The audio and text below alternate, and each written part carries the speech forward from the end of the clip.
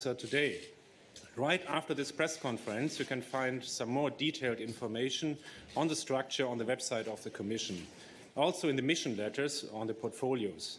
And of course, the colleagues from the SPP will always be available for you.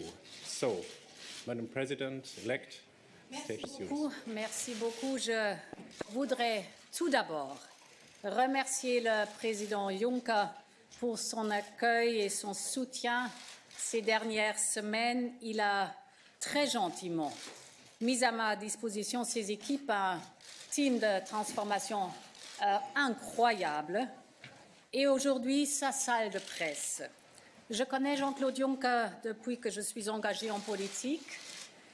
J'ai beaucoup appris de Jean-Claude Juncker et je lui dois beaucoup également. Ce sera un honneur pour moi de le succéder. Ladies and gentlemen, today I'm presenting my team for Europe.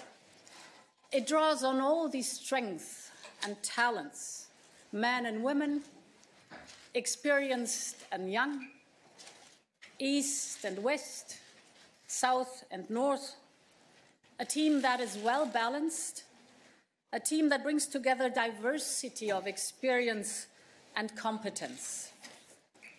I want a Commission that is led with determination, that is clearly focused on the issues at hand, and that provides answers. The Vice Presidents are responsible for the priorities in my political guidelines. The European Green Deal, a Europe fit for the digital age, an economy that works for people, a stronger Europe in the world, protecting our European way of life, and a new push for European democracy. These vice presidents will steer our work in the overarching issues. The commissioners are the center of my team. They will manage the expertise provided by specialized directorates general. I want this commission to be a flexible, a modern, an agile commission. I want to preside a college that is committed, that understands Europe, that listens to what Europeans want. This is why I expect, for example, all members of college to visit every member state in the first half of our mandate. We should not only get to know the capitals, but also visit the regions in which the people of Europe live and work. And this will be a commission that walks the talk. Just as Europe must become fit for the digital age, so must the Commission. Therefore, college meetings will be paperless and they will be digital. And yes, our goal is to make life easier for people and business. In other words, also to reduce the administrative burden. Therefore, when we create new laws and regulations, we will apply the principle of one in, one out, and we will develop an instrument to measure this. We want to cut red tape.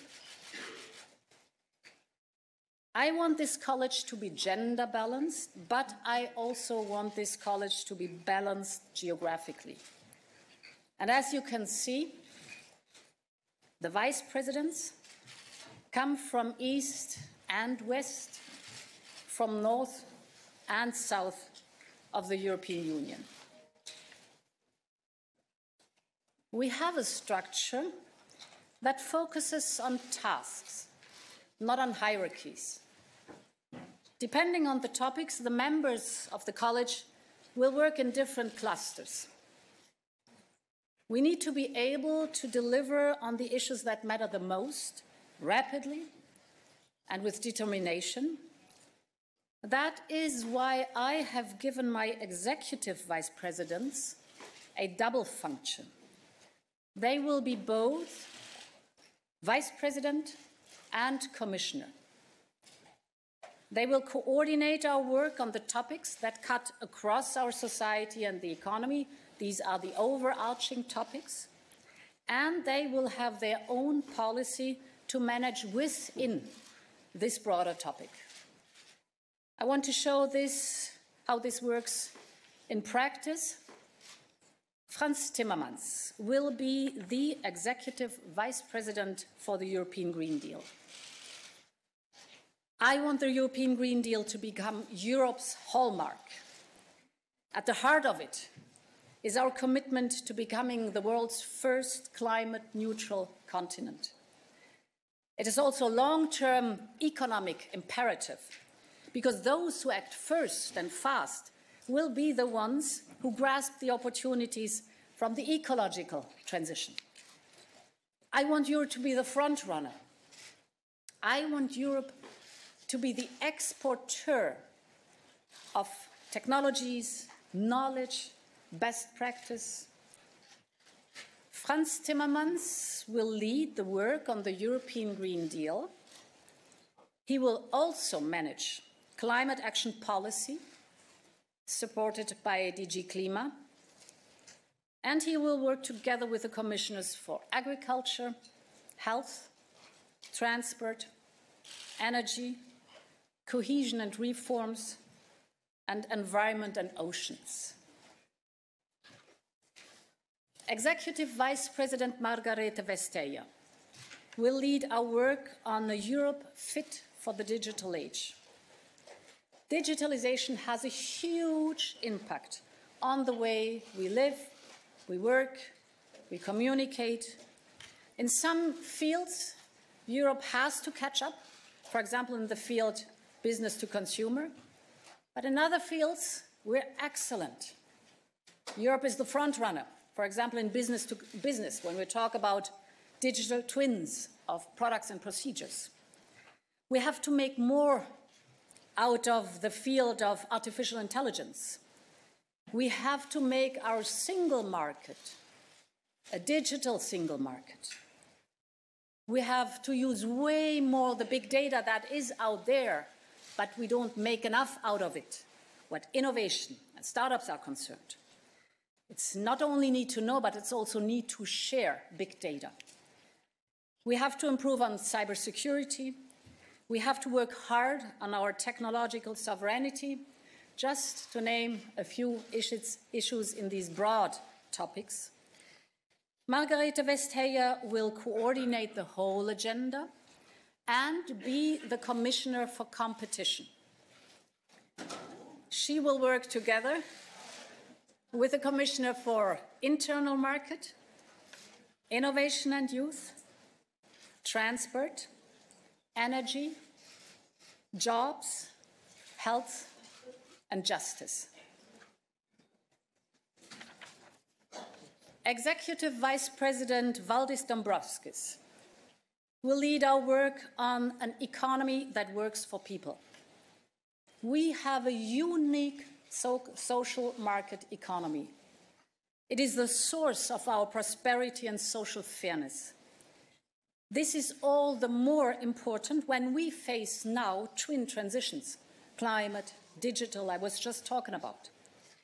Valdis Dombrovskis will lead our work to bring together the social and the market in our economy. And he will be the Commissioner for Financial Services. He will work together with commissioners for economy, jobs, internal market, cohesion and reforms, trade, innovation and youth. You will have time to get to know all the names of the commissioners, but let me tell you a bit more about a few of my team. Virginijus Sinkevičius.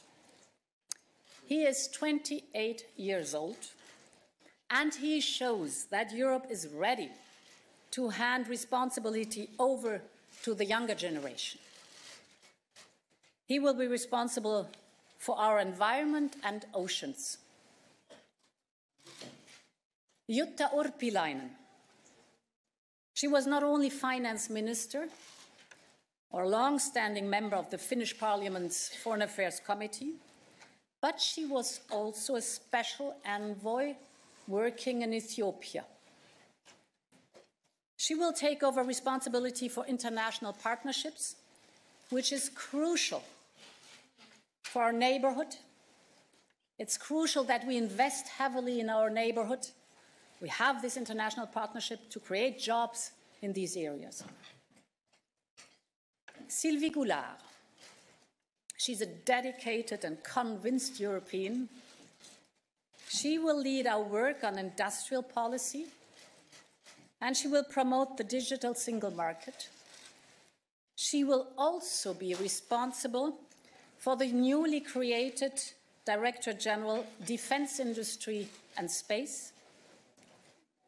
I think our investment in common procurement in Europe as Europeans will have an enormous spillover effect in the private business industry. Upholding the rule of law will remain a top priority for Europe. And this is why I have entrusted two experienced members of my team with this responsibility. Didier Reynders, as Commissioner for Justice, and Vera Jourova, as Vice President for Values and Transparency. I cannot go in detail through every commissioner's portfolio, although each has their own story, each has their own skills, and they're all part of our team. But there's one fundamental concern that connects this team.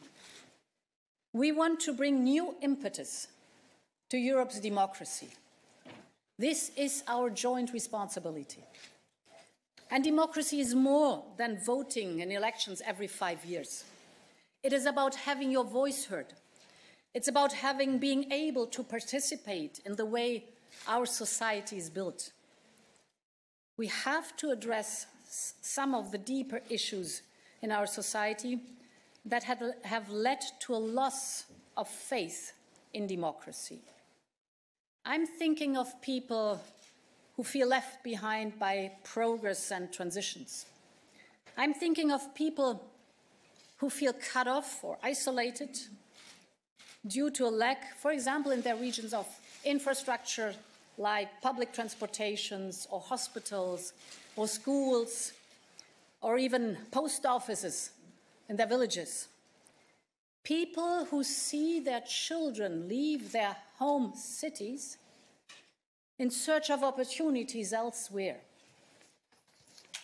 And if you look closely, the root issues for this anger, for this discontent, for this frustration sometimes, is one of more demographic change rather than democracy. And we should not accept this as a given. Many regions and rural areas have shown us that you can turn this around. And this is why I have put Dubravka Šuica as Vice President for Democracy and Demography. She knows how towns, cities, regions, communities tick. She was mayor of Dubrovnik, and she has been a member of a national and the European Parliament. She comes from our youngest member state, Croatia.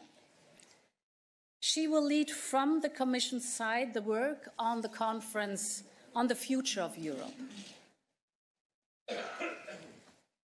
This is the team that will serve Europe with dedication in the Commission. And you'll get in a moment printouts. In a moment you'll get printouts. This is the team that will have to gain Parliament's confidence. This is the team that will shape the European way, build our partnership with the United States of America, although we have issues, but they are our closest allies. Define our relation with a more self-assertive China. Be a reliable neighbor, for example, to Africa. stand up for our values and world-class standards. This Commission will be a geopolitical Commission. I want the European Union, and thus the Commission, to be the guardian of multilateralism, because we know that we are stronger by doing together what we cannot do alone. And I would like to ask the staff to distribute the hard copies for those who can't read the details on the screen. I'll wait for a moment.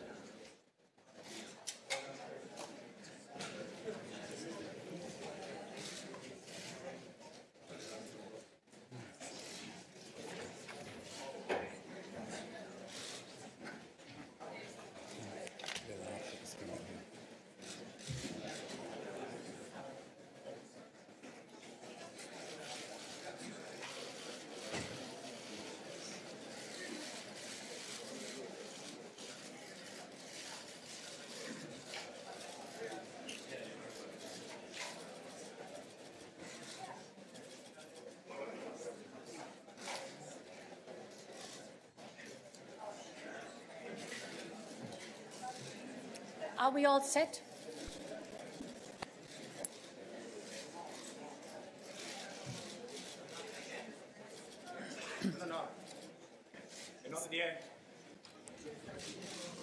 Are we all set with the hard copies now?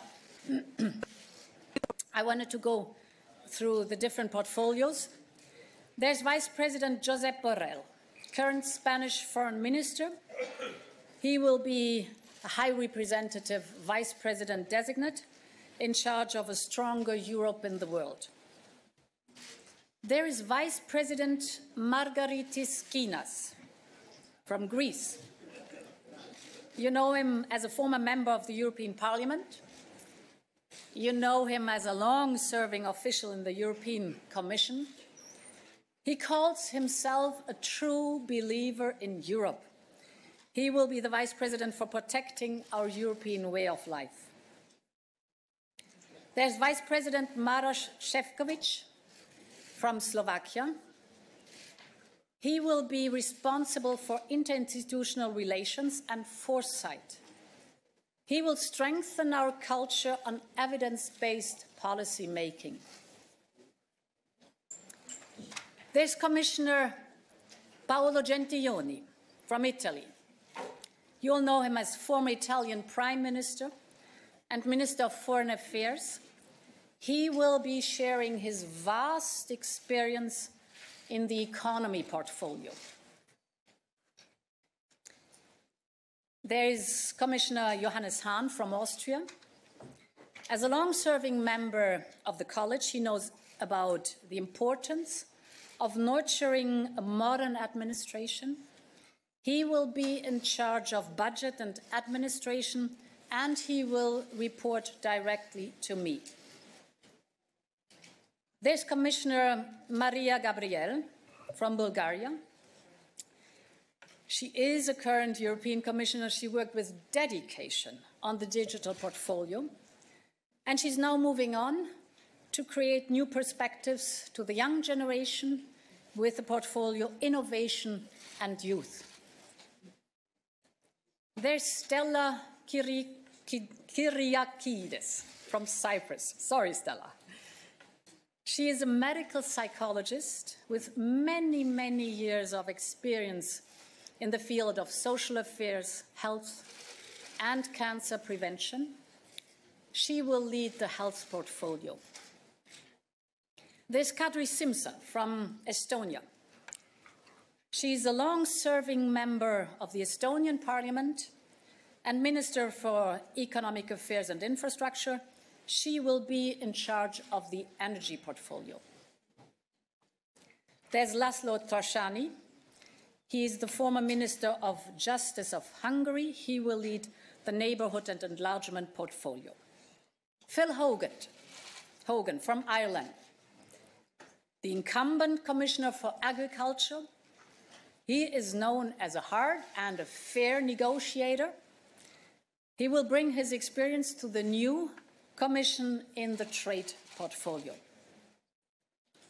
Nicolas Schmidt from Luxembourg is bringing his experience from the European Parliament and his service as National Minister for Employment and Labour, and he will now be responsible for the jobs portfolio. Helena Dalli from Malta has dedicated her political life to equality. She has been serving as Minister for Social Dialogue, Consumer Affairs and Civil Liberties, and for European Affairs and Equality. She will lead the equality portfolio. Janusz Wojciechowski, Poland, was a long-serving member of the European Parliament in the Agriculture Committee and is currently a member of the European Court of Auditors. He will be in charge of the portfolio agriculture. Elisa Ferreira from Portugal is currently Vice Governor of the Banco de Portugal. She has been a member of the European Parliament for many, many years, and she was the Portuguese Minister for Planning and Minister for Environment. She will lead the Cohesion and Reforms portfolio. Rovana Plumb from Romania is a member of the European Parliament and is a former national minister of Environment and Climate Change, Labour and European funds. She will be in charge of the transport portfolio. Janez Lenarčič from Slovenia is a Slovenian diplomat. He was Secretary of State for European Affairs and worked closely for several years with the United Nations and the Organization for Security and Cooperation in Europe. He will be in charge of the crisis management portfolio. Ylva Johansson from Sweden. She has been a minister, national minister for employment, but also former minister for schools and for health and elderly care, and she has been a member of the Swedish Parliament. She is also highly respected as expert in the fields of employment, integration, health and welfare. She's hands-on. If you want something to be done, ask her. She will lead the Home Affairs portfolio. This is the team, as diverse as Europe is, as strong as Europe is. Those are dedicated men and women, and I'm looking forward to working with this team for Europe. Thank you so much. That is the first question. Jurek, please. Jurek Kuczkiewicz from the newspaper Le Soir. Je suis ici, Madame la Présidente. Ici, voilà. I'm here.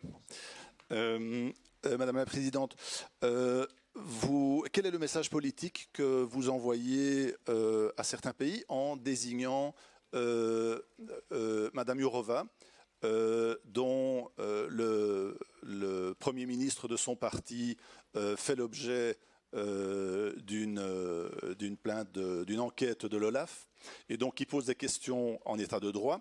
Ma question ne porte pas sur l'honnêteté et la probité de Madame Jourova elle-même et ses compétences, mais quel est le message politique que vous envoyez notamment aux pays qui ont des problèmes à l'état de droit en la désignant à ce poste? Et si je puis me permettre, est-ce que vous pourriez en expliquer un tout petit peu plus en quoi consiste le portefeuille le European Way of Life et quelle est la direction générale qui dépendra de Margaritis Schinas? Merci. Yeah. Thank you for explicitly saying that there is no doubt at all about the competence and the independence of Vera Jourova. And I think it is important that with the topic of rule of law, we show it matters to all of us in Europe.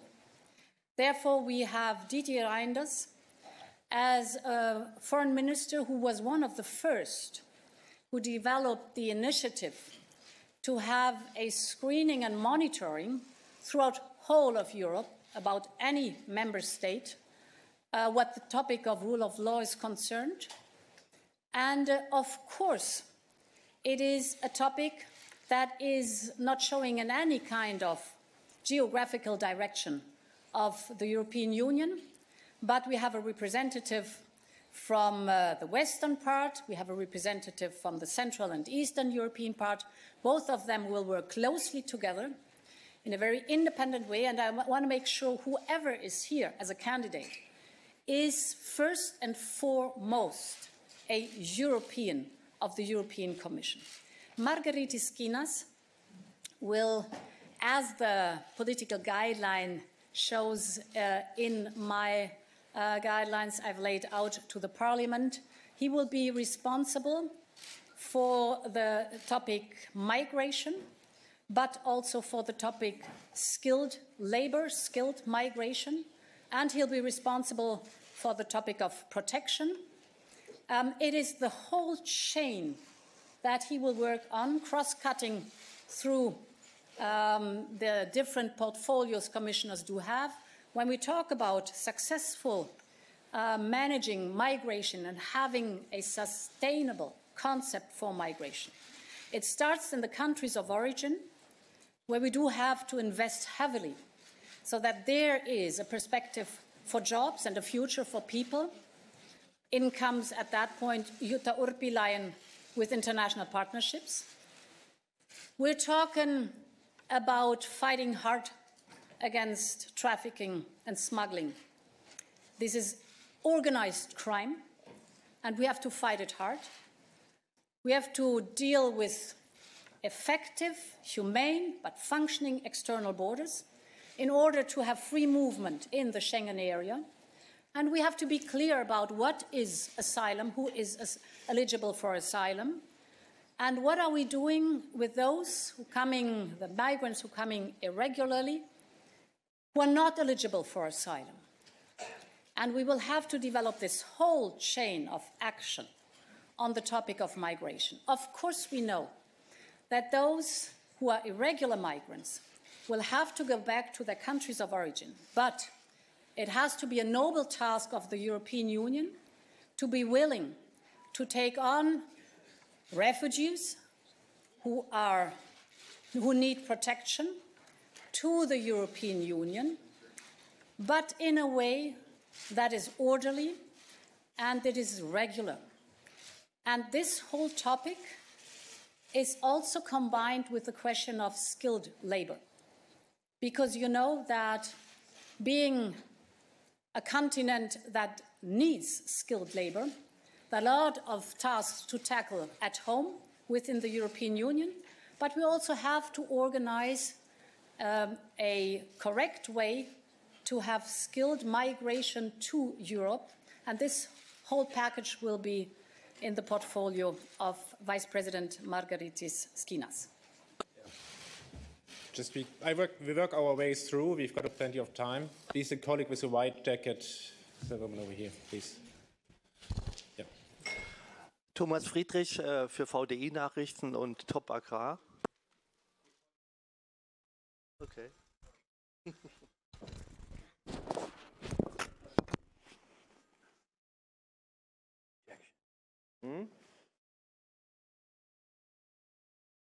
Franziska Bruch, Katholische Nachrichtenagentur. Ich habe eine Frage. Sie haben vorgestellt, Frau von der Leyen, dass es eine Kommissarin für internationale Partnerschaften gibt. Es gab ja auch immer wieder die Pläne, einen Afrika-Kommissar zu haben. Vielleicht können Sie noch mal erklären, warum Sie sich dagegen entschieden haben. Gerne. Ich kenne die Vorschläge eines Kommissars für Afrika und habe dieses Thema besprochen mit Repräsentanten der Afrikanischen Union, aber auch Präsidenten bzw. Premierministern. Und interessanterweise wurde das eher als diskriminierend angesehen. Es kam sofort das Argument, Moment, wo ist dann der Kommissar für Lateinamerika, wo ist der Kommissar für Asien, wo ist der Kommissar für den Nahen und Mittleren Osten? Ich habe das respektiert. Und deshalb ist Jutta Urpilainen diejenige, die mit Kraft das große Portfolio der wirtschaftlichen Zusammenarbeit in unseren Nachbarschaften managen wird. Okay, I got another question. Yeah, you with a blue jacket, please. Just this area. We've got plenty of time. We work us through. Yeah, me or not? Giovanni Del Re für die italienische Tageszeitung Avvenire von Mailand. Frau Präsidentin, es gab Kritik, dass ausgerechnet das Land mit einer riesigen Verschuldung und immer wieder Probleme mit dem Budget den Wirtschaftskommissar stellt. Was sagen Sie zu diesen Kritikern und wie kommentieren Sie die ganze Problematik? Das ist ein wichtiges Thema und ich habe es ausführlich auch diskutiert mit Paolo Gentiloni und Premierminister Conte. Entscheidend ist, Paolo Gentiloni als sehr erfahrener ehemaliger Premierminister weiß genau, welche schwierigen Fragen auf uns und damit auch auf ihn zukommen. Auch hier zeigt sich, wir sind in allererster Linie Europäer, hier in der Europäischen Kommission. Und für uns ist entscheidend gewesen, dass wir eine kluge Kombination einer gut ausbalancierten Verteilung der Ansichten und der Schwerpunkte haben. Wir wissen, dass Valdis Dombrovskis als Executive Vice President zusammenarbeiten wird, eng mit Paolo Gentiloni, dem Economy-Kommissar. Wir wissen aber auch, dass in Italien jetzt der Finanzminister Roberto Gualtieri aus dem Europäischen Parlament kommt, mit einer großen Erfahrung, auch über den Stabilitäts- und Wachstumspakt, sehr genau weiß, was unsere gemeinsam verabredeten Regeln innerhalb Europas sind. Regeln, die wir verabredet haben, weil es uns stärkt, weil es Europa voranbringt und weil wir wissen, dass, wenn wir sie einhalten, es uns allen gemeinsam besser geht. Und Roberto Gualtieri weiß auch genau, was die europäische Ebene nicht nur verabredet sondern auch erwartet. Und in dieser Kombination werden wir meines Erachtens eine gute Balance finden, dass wir diese schwierigen Themen voranbringen, aber innerhalb des Rahmens, den wir gemeinsam in Europa verabredet haben. We go over here, please. One question here at the corner, please. Yep. Madam President-elect, is your decision to appoint the Irish Commissioner to the trade portfolio a message to the United Kingdom of what to expect were they to be trying to negotiate a free trade agreement after a no-deal Brexit? I know Phil Hogan as an excellent, very fair negotiator. And he has handled the agriculture portfolio in a brilliant way. And this is what I expect of him as a trade commissioner. He will be a very fair but determined negotiator. And what our friends from the United Kingdom are concerned, I think it is very important to have together a very good free trade agreement so that, because I think it will be determining the good relations we want to have in the future. We are still in a difficult process, but I keep saying that the Brexit we never wanted, but we respect decisions that are taken by our British friends, by the United Kingdom. The Brexit, should it happen, is not the end of something, but it's the beginning of our future relationship. And I want these relationship, as it has been in the past, in the future to be a good relationship. And therefore, I think the Trade Commissioner, Phil Hogan, who will have to deal with all the different trade agreements we are negotiating, is an excellent choice. I beg your pardon, as I don't know all your names, I try to find for myself a kind of geographical balance here. And we continue here, up here. Yep, you please. We take 2 questions here and then we go around in circles and we've got plenty of time. Morning, Jorge Valero with Euractiv. Coming back to the Gentiloni question, is just to confirm, given that Dombrovskis will be executive vice president, he will be in charge of the DG, I assume, so he will be the last word when deciding, for example, in the case of the Italian dossier. And second question, We were told by President Sanchez that Borrell will be in charge of Africa and also humanitarian aid, among other issues. So I wanted to confirm whether that's true. We were told that during the last summit in July. So I wanted to confirm whether Borrell will be in charge of Africa, irregular migration, and also humanitarian aid. Yeah. First of all, what HRVP Borrell is concerned, of course, he will be the vice president dealing with the Commissioner for International Partnerships, dealing with the Commissioner for Enlargement and Neighborhood, dealing with the Commissioner for Crisis Management, which was and is humanitarian aid too. And of course, he has a huge task to tackle what our neighborhood is concerned, as it is with each high representative. So we'll have an important role to play in our neighborhood in Africa, for example. Your first point was on Dombrovskis and Paolo Gentiloni. Any final decision is being taken by the college. So these are decisions we take together, and we explain together, and we defend and argue together about why they have been taken the way they are taken. Yes, please. You. Behind the camera. Yep. Almost, but okay. Thank you. Take yours, please.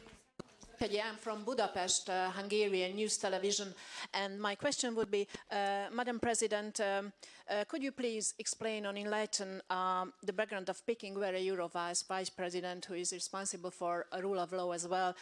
Can it be considered as a conciliatory message to the Central Eastern European countries? Thank you very much. I have answered exactly the same question a few minutes ago.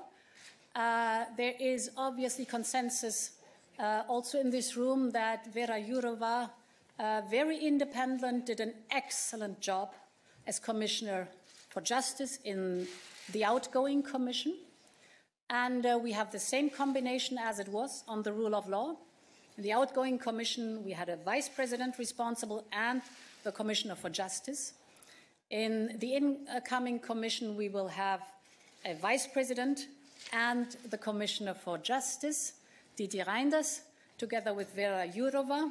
And as there is no doubt at all about the independence of both, I do not see any problem. On the contrary, I think it is important to bring that topic forward in a way that will be, that the Commissioner and the Vice President will be able to explain it to the people of Europe.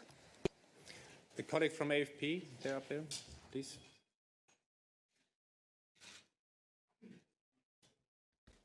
Bonjour, Christian Spielmann de l'agence France Presse. Madame, votre équipe compte plusieurs commissaires. Je suis là. Plusieurs commissaires qui sont discutables, dont 2 au moins sont sujets à une enquête de l'OLAF, l'organisme pour la lutte antifraude dans l'Union européenne. Je voudrais savoir pourquoi vous ne les avez pas récusés, pour éviter de donner à votre commission qui est à peine née cette espèce d'image un peu tachée de gens qui sont soupçonnés de fraude, même s'il y a la présomption d'innocence. La commission Santer est tombée à cause de Madame Élite Cresson. Monsieur Barroso a été obligé de se séparer du Maltais Dali. Est-ce que vous ne risquez pas effectivement d'un jour ou l'autre être dans la même situation? Est-ce que ce n'est pas un problème? Est-ce que ce n'est pas justement votre incapacité à dire non aux États membres qui pose un problème sur votre indépendance? Merci, excusez-moi d'être un peu rude. Ça, c'est absolument en ordre. Comme vous l'avez dit, Olaf est indépendant et ça, c'est bien comme ça. Et il y a toujours la présomption d'innocence, comme vous l'avez dit également.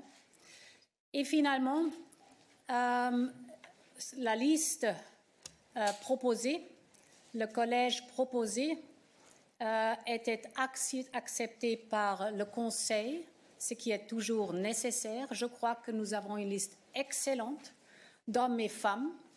Et je ne veux pas commenter le travail, les investigations de Olaf parce qu'ils sont complètement indépendants, mais ils vont finir leur travail et en valeur écoutée.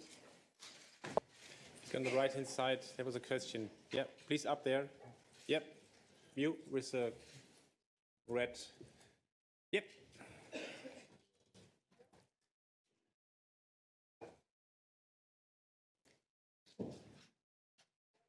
Dominika Ciasic from Polish Public Television. I would like to ask Madam President about Polish candidate Janusz Wojciechowski and agriculture.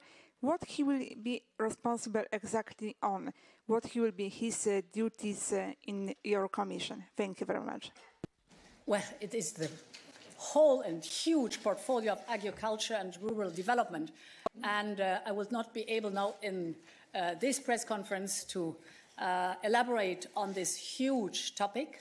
It is exactly the same portfolio as we have it right now in the outgoing Commission. It's an important one. And the details will be discussed with the commissioners. Actually, they have their mission letters right now, where there's very much detailed out what their duties, tasks, and the expectations are. Please, you're waiting for a long time. President-elect, as a former Orban's justice minister, here I am. Does Mr. Toscani have enough credible experience to promote and insist on rule of law in Western Balkans, as this is going to be his ultimate goal as future enlargement commissioner? And also, I've seen that you have upgraded the position. Previous position was enlargement negotiations, now it's only enlargement and neighborhood. Is this a positive signal that something concerning enlargement indeed significantly will happen during your mandate? The portfolio is exactly the same. What you will have noticed that as the names of the portfolios got longer and longer over time, we reduced it. For example, the portfolio jobs or the portfolio internal market. Internal market has entrepreneurship, industry policy, internal market, defense industry, space. So we reduced it to internal market, and same goes for neighborhood and enlargement. The portfolio substance is absolutely the same. Just a colleague in front of you, please, yeah.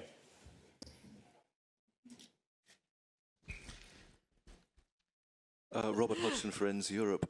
I just wanted to ask, the executive vice presidential positions have very long titles which might not necessarily tell the public immediately what the job of the person involved is. So do you think this is the way to make people feel closer to the Commission? Second one is, there's no individual commissioner for climate, and given you've given the environment portfolio to a younger commissioner, do you not think, given the level of support amongst the youth of Europe for climate action, it might have been a nice gesture to name a younger commissioner in a climate role? Public of Europe and the youth of Europe will only be convinced if we deliver. And therefore we have clear goals and we have a clear plan, which is the European Green Deal.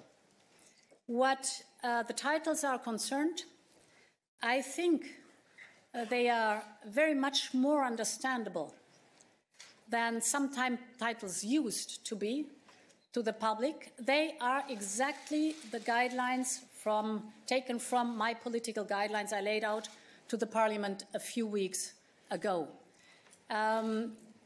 Virginius is an excellent, young, dedicated, determined politician who has already a name in that field and that area. And I'm absolutely convinced that he will be insisting to see us on delivering on that subject of the European Green Deal. And he will have a strong vice president, that is Franz Timmermans. So together I'm convinced that we will have to show a lot of result, but as I said, we will only convince youth when we deliver. No, just try to, yeah. Please, no, at your left side. Just for, yeah, the woman with the blue jacket, please. Yeah, sorry. Okay. Catherine Fior, EU reporter. Can I ask you, you met with President Juncker yesterday for a working lunch, and in the past he's argued that there should be maybe a smaller college, fewer commissioners. Would you support that, given your experience over recent weeks? And if I could ask another question, if I may. You've said in your initial presentation to the Parliament that you would be open to the idea of an extension for the UK.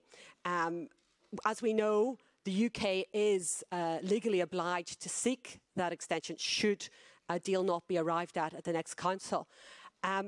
Obviously, you come into post on the 1st of November. Is this something that you discussed with President Juncker? And what is he minded to do should that request be received? I cannot talk for President Juncker here, but we are on a regular basis. We are meeting and having lunch together so that we do have a smooth transition. It is right, I'm going to be in office on the 1st of November, but the next steps are completely in the hands and the decision of the United Kingdom. So I will not comment on their decisions and the next steps they might take. So we'll see how things will proceed. President Juncker, I have been discussing the college, and I learn a lot from these meetings because he tells me a lot about what he has done and what was a good decision and what was a mistake perhaps I should avoid. So it's wonderful to learn a lot from him. What the size of the college is concerned, each member state is sending a candidate. So this reflects Europe as it is, the European Union at the moment being.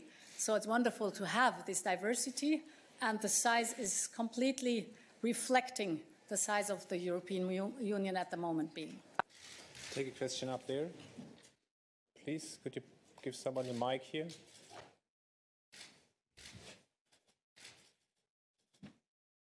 Dusan Gajic, Radio Television of Serbia. If I can echo a question asked by my colleague about reasons that led you to propose a commissioner from Hungary to take the enlargement portfolio. So what was the reasoning behind, especially knowing that there are many critics pointing out that the issues of rule of law in Hungary, while that same issue is the key aspect of the enlargement process for the Balkan countries. Thank you. In general, that Hungary is a country that has a clear objective, as I do have, that the Western Balkans are very important for us. And I want them as close as possible to the European Union. I want very good relation, intensive work and cooperation with them. This will be one of my main focus in this presidency. So this is a very important topic, and I think that Hungary is a country that will work exactly in that sense. We've got one more question here in front on this side. Yeah, please.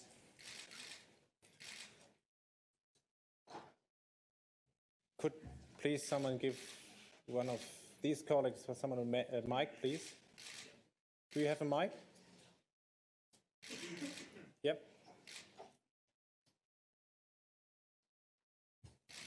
Yes, Angela Mauro, Huffington Post, Italy.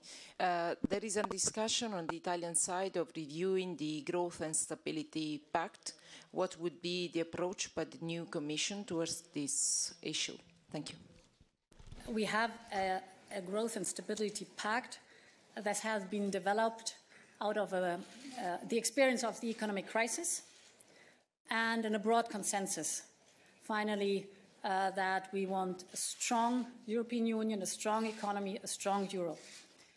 And therefore, the rules are clear, the limits are clear, the flexibility is clear. So within these rules, we will tackle the different options and issues we have to discuss. The combination of Paolo Gentiloni, Roberto Gualtieri, Valdis Dombrovskis, we've just been talking about a few minutes ago. So we'll see what the next steps are. We expect the budget drafts, and then we'll see the next steps. You had the question, please. The next question here. The gentleman in the second row. Bonjour, Enrique Serveto, ici. Enrique Serveto du quotidien espagnol l'ABC. Je voudrais vous poser une question en nommant un commissaire pour l'ampliation. Ça veut dire clairement que vous envisagez d'attirer d'autres pays dans l'Union européenne. Donc, quels sont les pays auxquels vous pensez qui vont avancer dans la prochaine législature? Et que pensez-vous plus concrètement sur la candidature de la Turquie? Oui. Tout d'abord, ça dépend du pays, comment ils avancent vers l'Europe. C'est-à-dire les valeurs et les règles de l'Europe vont jamais changer. Ce sont les valeurs fondateurs. Et ce sont les pays, s'ils veulent joindre, qui doivent montrer et travailler sur le fait d'avoir les mêmes règles, les mêmes conditions, la capacité d'être part de l'Union européenne. Alors, pour ça, il n'y a pas de ranking que je vous peux proposer maintenant parce que ça dépend énormément des pays du Western Balkan. En ce qui concerne la Turquie, je n'ai pas vu ce progrès pendant les dernières années. Au contraire. Et c'est pour ça que ma phrase va bien, que c'est eux qui doivent montrer qu'ils veulent venir plus proches aux valeurs européennes, aux règles européennes, le droit de la loi, la liberté, nous connaissons tous ces valeurs fondamentaux. Et ça, je n'ai pas vu pendant les dernières années. The next question to the last row here up front. Please. Rita Cisa from the Portuguese daily Público. Just wondering if you could give us a brief overview of Commissioner Elisa Ferreira's new portfolio. Is it an enhanced regional policy portfolio, perhaps with some Plan Juncker mixed with it so that you can mitigate the proposed cuts to structural funds? Thank you.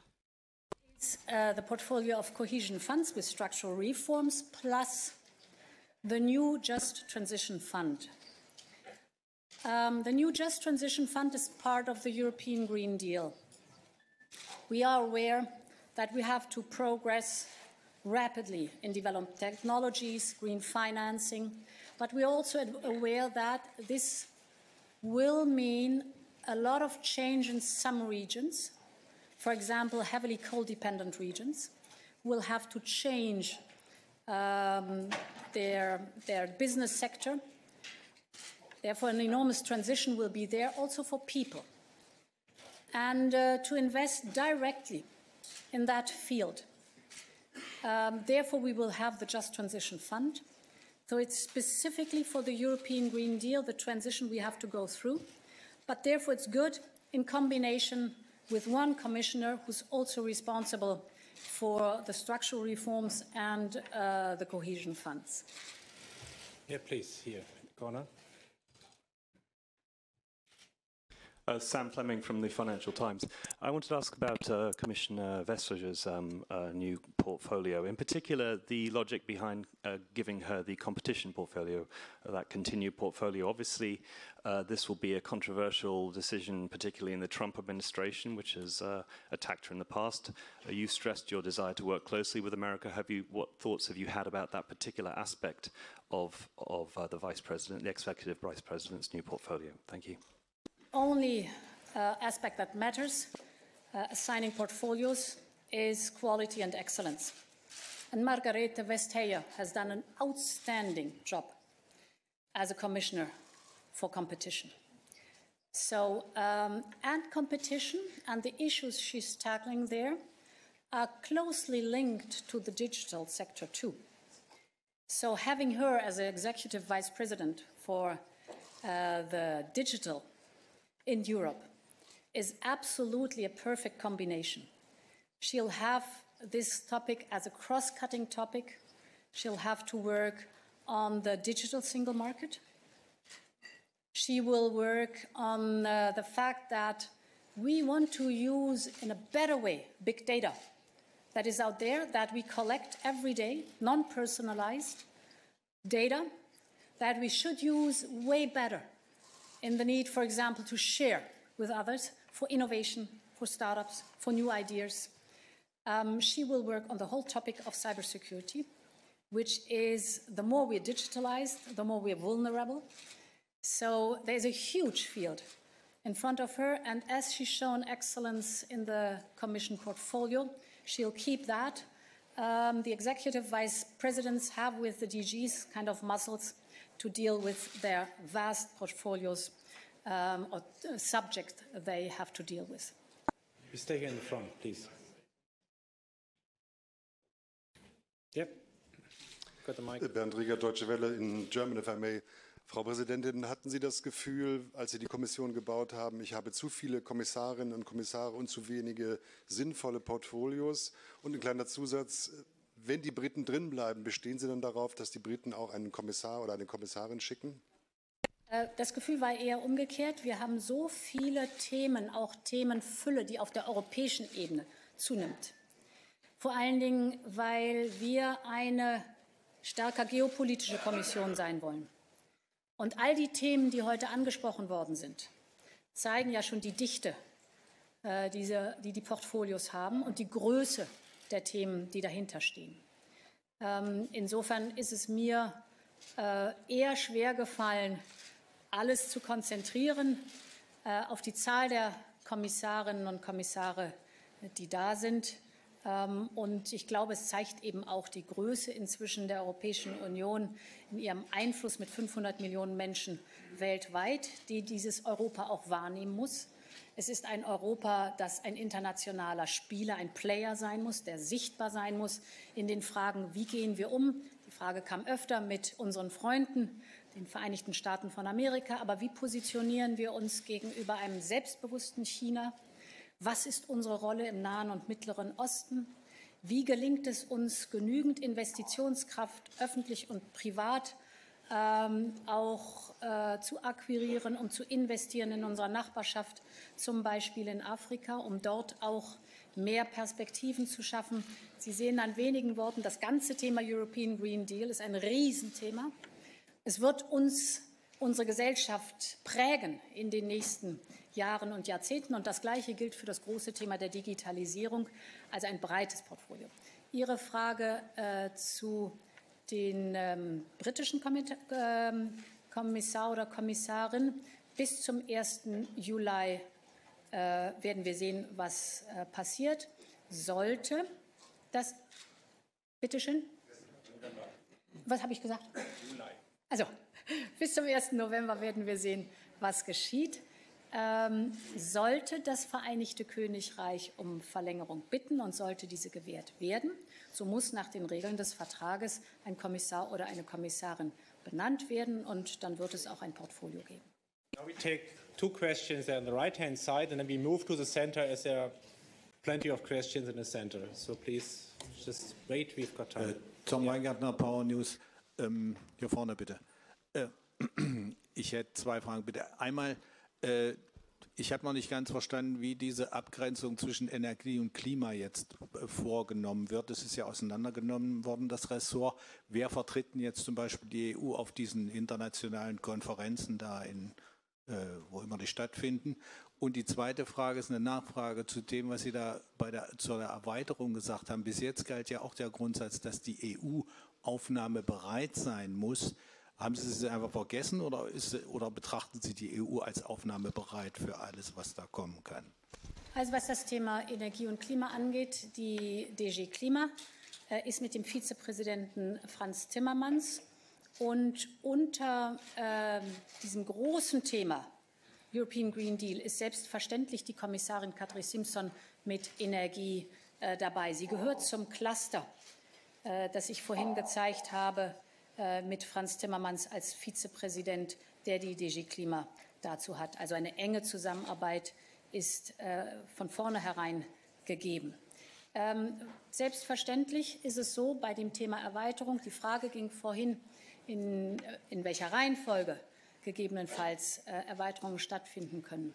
Und ich glaube, es ist das Allerwichtigste, dass wir klar machen, nicht die Europäische Union ändert sich, sondern es sind die Länder, die gerne beitreten möchten, die zeigen müssen und die wir zum Teil auch unterstützen in der Entwicklung, in die Richtung der Grundsätze, der Werte, aber auch natürlich der rechtlichen und der ökonomischen und sozialen Bedingungen, die ein Beitritt zur Europäischen Union erfordert. Und dann gibt es klare Schritte mit Eröffnung von Kapiteln, mit Schließen von Kapiteln, mit Entscheidungen, die immer wieder auch gemeinschaftlich genommen werden müssen. Ich glaube, die Schönheit der Europäischen Union zeigt sich auch darin, dass ebenso viele Länder in den vergangenen 60, 70 Jahren alles getan haben, um sich in die Lage zu versetzen, der Europäischen Union beizutreten. Und ganz viele Kommissarinnen und Kommissare, Vizepräsidentinnen und Vizepräsidenten stammen aus Ländern, die gezeigt haben, was es für sie bedeutet hat, der Europäischen Union beizutreten und wie viel wir gemeinsam dadurch gewonnen haben. Die Beitrittsländer, die Länder, die schon in der Europäischen Union waren und der europäische Gedanke insgesamt. Und das ist genau die Schönheit und die Einzigartigkeit, die nur die Europäische Union so hat. The upper level, please, on the right-hand side. Yeah. Yep. Hello. Hello. Estonian Public Broadcasting, Eppehand. One question concerns energy topic, because one of the main issues of this commission is tackling climate change, and one of the key portfolios is energy. Could you describe a bit your expectations towards portfolio of Kadri Simson? And second question, you mentioned that bureaucracy in the European Commission will be paper-free. How could you imagine it will happen from the first day of your office? Day of this college, the college meetings will be paperless. So beginning in November, the college meetings will be paperless and only digital. This is the start. And I've known this administration as being very digital already. So what I was talking about are the college meetings. But of course, we can get way better in the overall performance as not only the European Commission's administration, but the whole of Europe.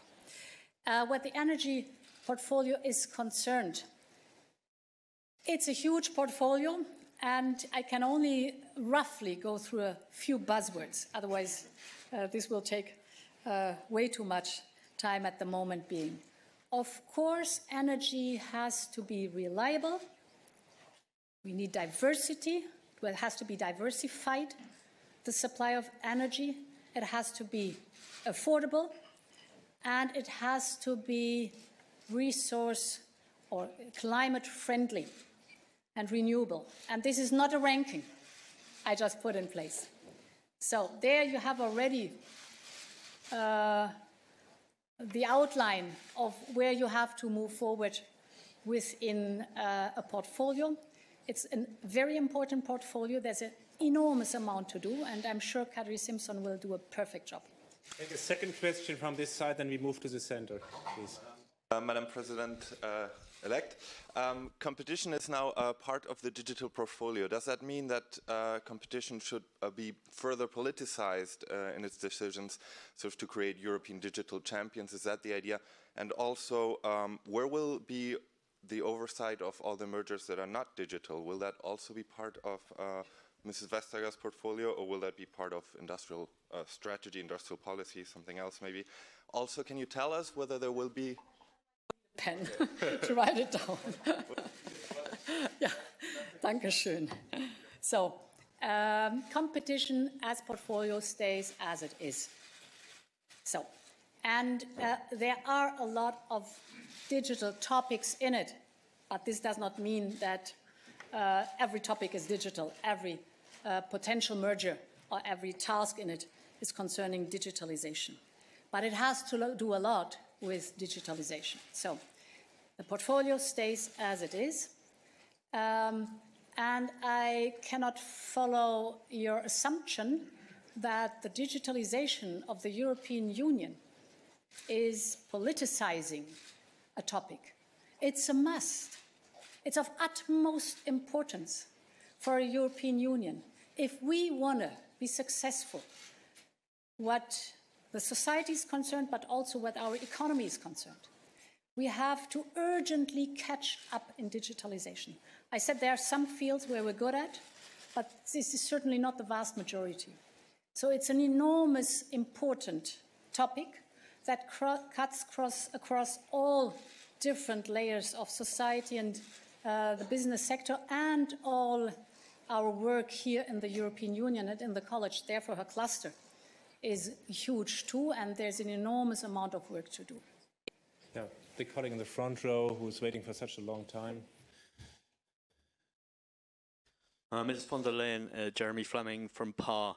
Just on the same topic, on competition and this digital cluster, are you anticipating that there will be concerns about conflicts of interests crossing across that cluster, and will there be safeguards to ensure that competition is somehow preserved in its ring-fenced state?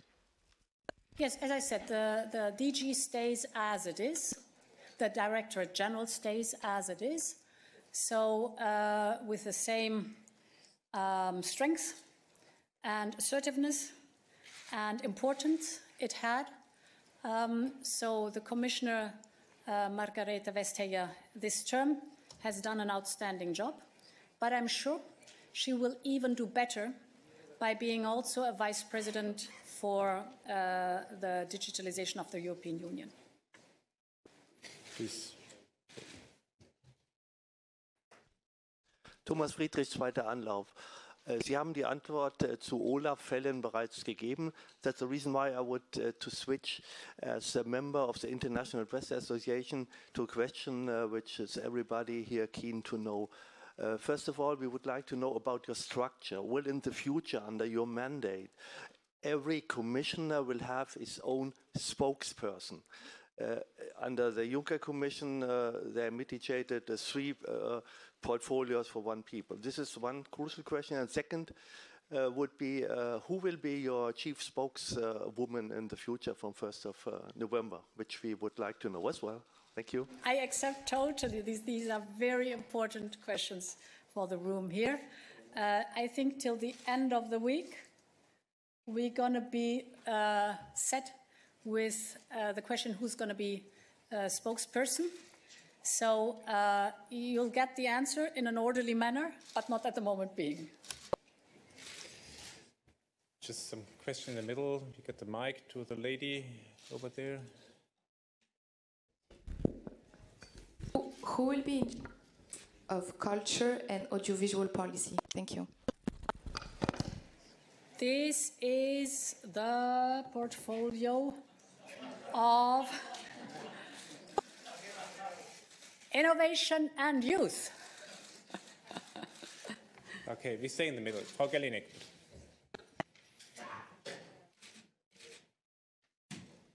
Anne Gellinek, ZDF in Brüssel. Frau von der Leyen, Sie haben das Land zum Agrarkommissar gemacht, das die meisten Subventionen bekommt. Aber wie wir alle wissen, muss ja der Haushalt, der neue EU-Haushalt erheblich sparen. Haben Sie da den Bock zum Gärtner gemacht? Frage 1. Und zweite Frage, was bedeutet die Ernennung einer Energiekommissarin aus dem Baltikum für den Bau von Nord Stream? Grundsätzlich ist mir sehr, sehr wichtig, dass wir hier festhalten, und das ist auch eine Grundbotschaft an alle Kommissarinnen und Kommissare, Vizepräsidentinnen und Vizepräsidenten. Sie sind jetzt Europäer, die in erster Linie im europäischen Interesse handeln. Das gilt für die Frage der Energie, das gilt für die Position der Kommission, ist sehr klar. Und ich habe mit allen Kommissarinnen und Kommissaren oder Kandidatinnen und Kandidaten für die verschiedenen Portfolios sehr klar darüber gesprochen. Sie sind nicht mehr die Botschafter Ihres Landes. Das sind Sie vielleicht früher als Minister in den Ministerräten gewesen. Das sind jetzt andere. Wir haben eine Balance zwischen den verschiedenen Kammern. Hier sind Sie in allererster Linie Europäer und vertreten europäische Positionen. Und im Übrigen die Position, die wir entwickeln werden als Kommission, wird im Kolleg gemeinsam getroffen. Das Gleiche gilt im Prinzip auch für den Agrarsektor. Wie insgesamt das Ceiling sein wird, die Höhe sein wird, ist eine Frage von Verhandlungen.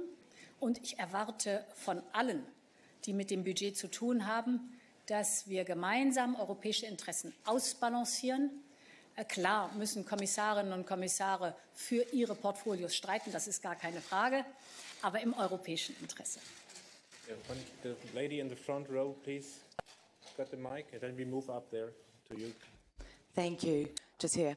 Martina Steves for the New York Times. 2 questions. You've spoken a lot about European values today, in particular in the context of the accession of aspiring countries, neighbors, including Turkey. You made it clear that you don't believe Turkey shares Europe's values. And so I want to ask you, are you going to continue with the policy of handing billions of euros to countries that don't share Europe's values to keep migrants away from the European Union? The previous Commission granted a €6 billion package to Turkey. Will you renew this? And what are the pitfalls of doing this, in giving countries this kind of money for this type of policy? And secondly, could you elaborate on the idea behind the DG for Defense? What will the competences be, and how does that fit into Europe's, European member states' membership of NATO, etc.? Thank you. Yeah. Perhaps I start with the second question first. NATO will always be collective defense, without any question. And NATO is the strongest military alliance in the world. The European Union will never be a military alliance.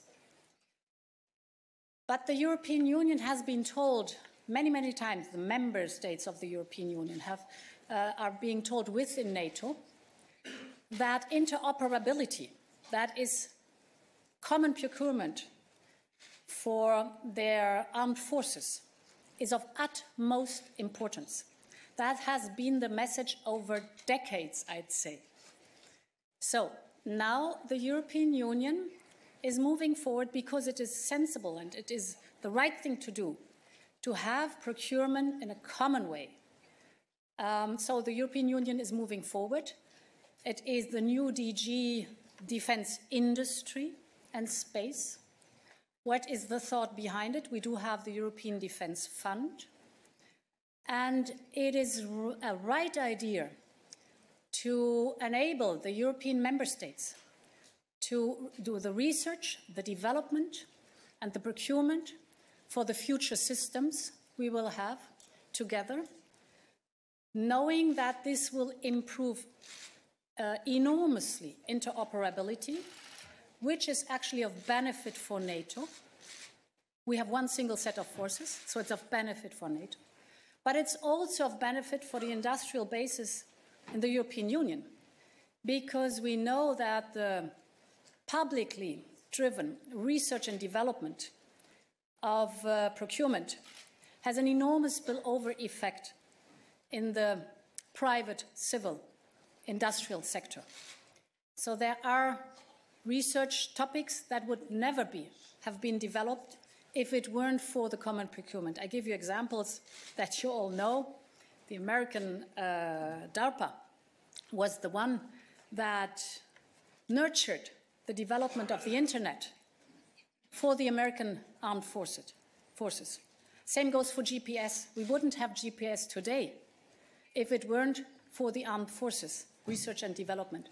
Today, nobody would think about it. So, therefore, it is of utmost importance for the economic and industrial basis of the European Union and the basic research on these huge topics to have a common approach, and the new Director General for Defense is working on that. Your other question, thanks God I have a pen, so I keep it in mind. The Turkey-EU agreement was an important and complex one.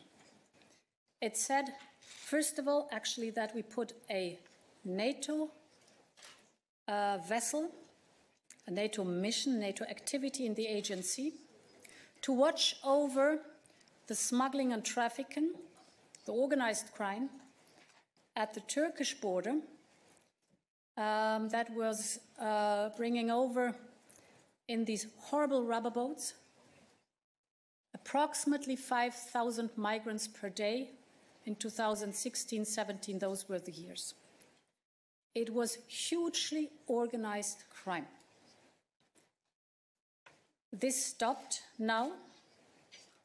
The numbers have gone down drastically.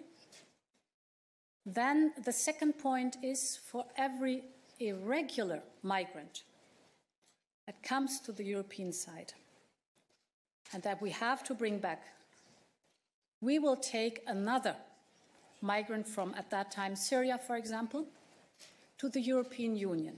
And on top, the European Union is willing to invest 6 billion in the refugee camps, for example, for schooling of the children in the refugee camps. So now there is a debate. Has the whole sum being paid? There are different numbers out there. I think numbers have to be clarified because we are all accountable to that. But this was and is the basic idea of it. Please, yeah, we stay here on that side. Yeah, we start in the second row and then we move up to you guys up there. Oui, merci. C'est Thomas Miglierina de la télévision suisse. Est-ce que vous allez garder le dossier des relations Suisse-Union européenne, pas trop simple, pour vous, comme le président Juncker a fait, ou est-ce que vous allez le donner à un autre commissaire, peut-être M. Trocciani, et est-ce qu'on doit s'attendre à des changements importants? Ich habe natürlich die Frage auf Französisch gestellt. Sie können auch auf Deutsch antworten oder vielleicht beides, damit sind fast alle Leute in der Schweiz zufrieden. Danke. Je ne sais pas si je suis capable de faire ça. Oui. Le dossier suisse est très important. Je n'ai pas encore décidé où ce qu'il va être, mais il est très important, comme j'ai dit. Je crois qu'il est... les négociations qu'on a faites étaient très bonnes. C'est-à-dire, je veux bien travailler avec cet agreement qui avait été négocié avec la Suisse. Und ich mache jetzt weiter auf Deutsch, weil es einfacher ist. Wo das Dossier bleibt, ist noch nicht entschieden, aber es wird eine besondere Bedeutung haben. Und ich glaube, dass die Vertragsverhandlungen sehr gut gewesen sind zwischen der jetzigen Kommission und der Schweiz, so dass ich gerne darauf aufbauen werde.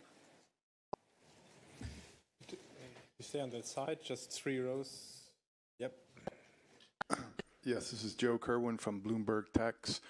In your campaign to win approval in the European Parliament, you made a number of commitments on the taxation front, and these concern corporate taxation, digital taxation, and also on the carbon border tax. You haven't mentioned any of that, how that would be broken down into the portfolios. So could you explain, will it be different? Will they fall under different portfolios, or will it be, in the case of, say, Commissioner Moscovici, taxation is under his portfolio strictly? Thank you. Please excuse, but the outlining, detailed outlining of all the topics of the European Green Deal, and you're talking about something which might occur, but is not at all in the discussion at the moment being, will be the matter of the working program that we will lay down till the end of the year.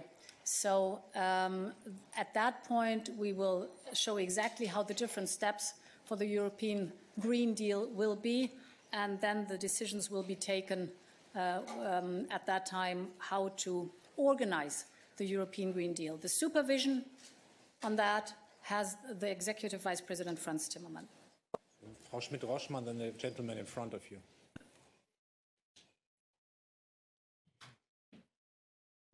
Thank you. Augustin Palokaj from Youth and Release, Croatia.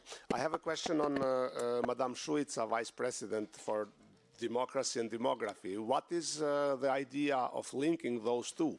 We understand that demographic challenges, particularly in Croatia, but some people are saying that some member states have problems with democratic values as well. So will she be dealing also with the democracy in the EU member states, or it's something else behind this idea? And which DG will be under her responsibility, if any? Thanks. The respectable clusters are laid out in the mission letters. We've shown a few as an example here on the screen. So the topic, she will be responsible for the huge topic from the Commission side, what the Conference on the Future of Europe is concerned. This is an enormous process. It's a vital process for our democracy, and she will be the one from the Commission side. We will do that in close cooperation with the Parliament and the Council. So it's not only a Commission's project, but it's of utmost importance to roll out this program over the next 2.5 years, and then to be able to collect the knowledge that we've won out of it. In my introductory remarks, I stressed that I think some of the points of anger and frustration and loss of faith in the democracy is not an issue of democracy, but it's frustration about being left behind, being cut off, not having access to public services you want to have, seeing people leaving the region, seeing your children leaving the region, which are all signs of demographic change. And this demographic change, this is my plea, is not a given. It's not something we just have to take as something we can't do anything about it. On the contrary, there is, and this would take too much time, there are regions, there are cities that showed successfully that you can stop the decline, you can make a turnaround, and you can improve on that topic again. And to bring this knowledge to the different regions, to map the European Union, to look for the best practices, is a fantastic task. It starts with the topic of reconciliation of work and family. It goes deep into mobility infrastructure. It goes on with perspectives and jobs you do have, but it also goes deep into the topic, what are we doing with an aging workforce? And there is a lot that can be done. So it's a vast topic, as you see, with my short outlines, and these are the two main stakes she has to deal with. Frau Schmidt-Roschmann, and then we go up to the top. Schmidt-Roschmann, Deutsche Presseagentur. Do you anticipate difficulty with the confirmation in the European Parliament and possibly even a delay of your start on November 1st? I know that it is a very important process of the hearings in the European Parliament, and each commissioner, each vice president will have to convince without any question. So it's out of respect